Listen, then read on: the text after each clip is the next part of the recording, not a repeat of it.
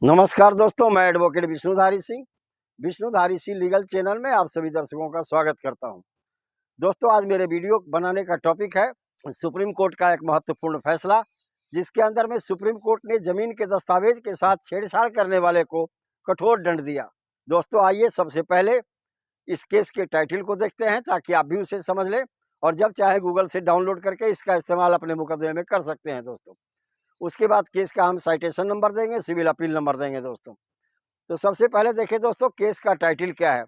Case का title है दोस्तों, इब्राहिम और अन्य बनाम स्टेट ऑफ बिहार और अन्य। ये 2009 के अंदर में दोस्तों ऑनरेबल सुप्रीम कोर्ट में यह मुकदमा पहुंचा था।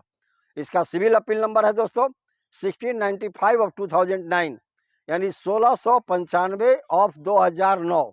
इस केस के फैक्ट को पहले समझ लेते हैं दोस्तों, अब तब समझेंगे कि ऑनरेबल सुप्रीम कोर्ट ने अपना क्या फैसला सुनाया।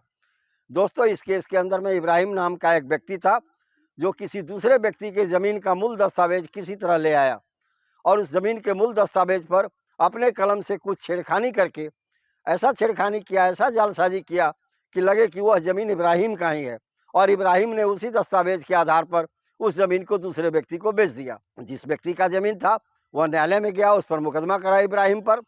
पहले तो सिविल सूट किया, उसके बाद इंडियन पेनल कोड के सेक्शन 420, 467, 468 में भी मुकदमा किया दोस्तों। यानी उस इब्राहिम व्यक्ति पर, यानी इब्राहिम नाम के इस लैंड माफिया पर दोनों तरह का केस चला, एक सिविल और एक क्रिमिनल। सिविल केस में तो अंत में चल के इसका इब्राहिम के द्वारा लिखा गया सेल डीड कैंसिल कर दिया गया, इसलिए कि वास्तव में इब्राहिम का था नहीं, वो फॉर्जरी करके दस्तावेज में छेड़छाड़ करके बेचा था। अब क्रिमिनल केस के अंदर में दोस्तों इब्राहिम को निचली अदालत ने सजा दे दी। वह गया high court, Patna high court भी उसे सजा दे दिया दोस्तों। तब इब्राहिम पहुंचा, अपील किया सुप्रीम कोर्ट में, जिसका सिविल अपील नंबर हम ऊपर दे चुके हैं 1695 ऑफ 2009। वहां पर ऑनरेबल सुप्रीम कोर्ट ने सारे बिंदुओं पर गौर करने के बाद यह पाया कि इब्राहिम नाम का यह व्यक्ति कठोर जालसाज है और यह जमीन के मूल दस्तावेज के साथ भी हेराफेरी करता है।